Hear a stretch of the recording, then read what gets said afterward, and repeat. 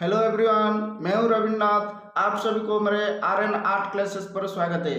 तो आप देखेंगे एक क्राफ्ट को कैसे इजीली हम लोग ड्रा कर सकते हैं। तो उसी क्राफ्ट को लेके आज जो ड्राइंग बनाएंगे काफ़ी नॉलेजफुल होगा और मैं जितने सारे नॉलेज है आपके साथ शेयर करूंगा ताकि आप लोग कुछ समझ सके। तो वीडियो को बिना स्किप करके ज़रूर पूरा एंड तक देखते रहना है।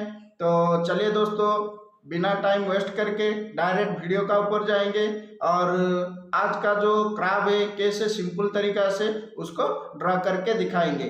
तो थैंक यू गाइस।